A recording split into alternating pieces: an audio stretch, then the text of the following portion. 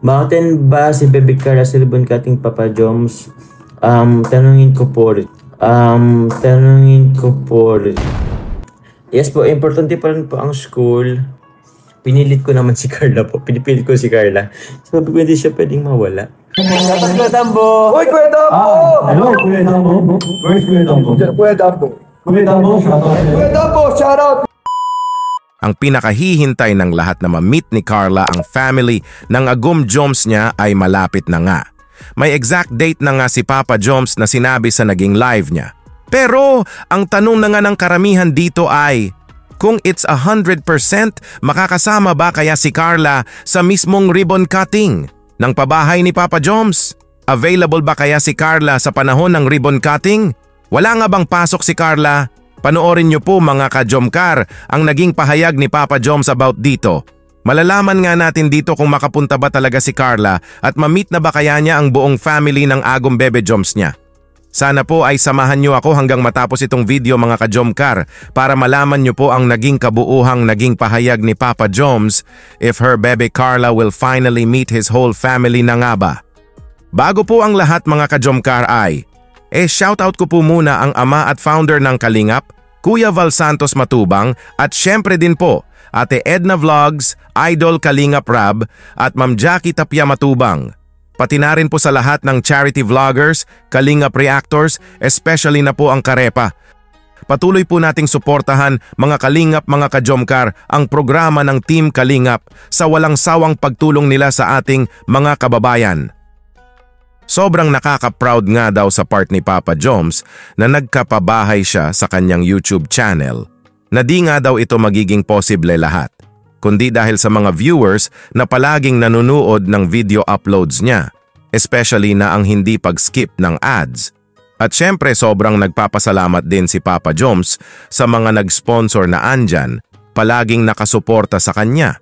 Kaya kasama nga daw po ang lahat kung ano man daw ang achievement ni Papa Joms bilang isang charity vlogger. Kumbaga, achievement daw ito ng lahat. Ganyan po kamabuting tao si Papa Joms mga ka-Jomcar na di po talaga niya kakalimutan ang mga taong andyan nakasuporta sa kanya, especially sa kanila ng Bebe Carla niya. Ito po, panoorin niyo po ito mga Kalingap, ito po. Yung ribbon sa bahay ni Nanay Nessie will officially mark the first and many more pabahay of Jomcar. Yes po, salamat po QWECM. Yun na nga po, naka-proud. Ayun, magkakaroon tayo ng ano po yun, first project po ng natin sa ating YouTube channel. And syempre po, hindi lang naman po ako dyan, kasama po kayo dyan. So, yung ambag nyo po, laking ambag po talaga ng ano nyo po. Yung mga nagpa-sponsor po, maraming salamat po. Sana as much as possible, mapasalamatan ko kayo try ko isa-isa sa ano po, sa mismo pong ribbon cutting. Pero ayun, salamat na po agad ngayon pa lang din. And sana nga po tuloy-tuloy po yung ating pabahay if ever po. Susundan nga po natin yung kay Nanay Jenny Rose if ever. Hopefully nga daw ay masundan pa ang pabahay ni Papa Joms. Keep supporting lang po tayo mga ka-Jomcar kay Papa Joms sa panunood ng mga video uploads niya na hindi pag-skip ng ads. Laking tulong po talaga ito. At sa mga sponsors na andyan palagi ay maraming salamat po sa inyo po. At ito na nga po mga ka-Jomcar. May date na nga kung kailan ang ribbon cutting at ang pinakahihintay nga nating lahat na ma-meet na ni Carla ang buong family ng Agum Joms niya ay mangyayari na nga. Ito po, panoorin nyo po mga ka-Jomcar, ito po. Gusto ko lang po inform po kayo na possible po na December 10, Tuesday po yung ating ribbon cutting po.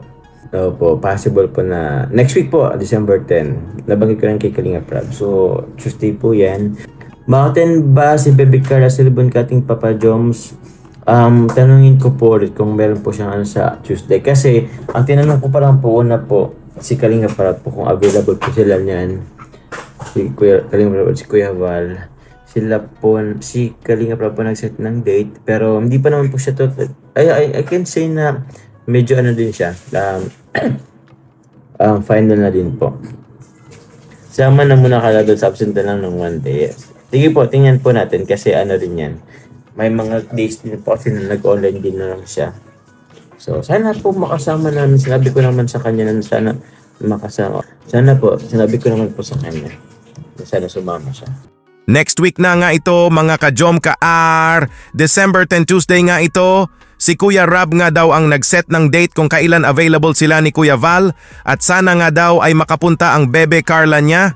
So it means, di pa po talaga sure na makapunta si Carla. Pero, wag po kayo mag-alala mga ka-Jomcar kasi may pahayag nga si Carla about dito.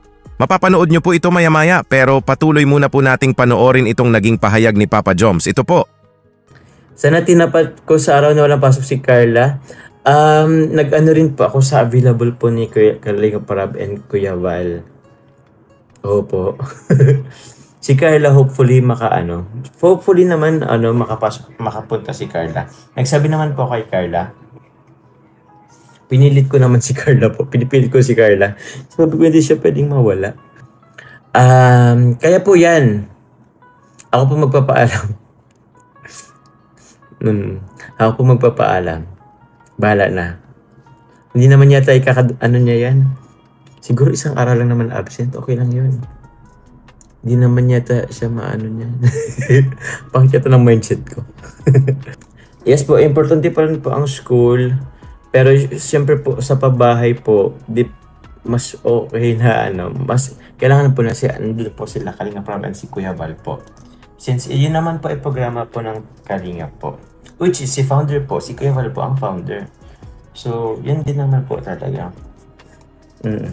Nasabi nga ni Papa Joms dito mga ka-Jomcar na programa po kasi ito ng Team Kalingap ang pagpapabahay. Kaya kailangan po talaga na andyan sina Kuya Rab at syempre po ang founder ng Kalingap, ang nag-iisang Kuya Val Santos Matubang.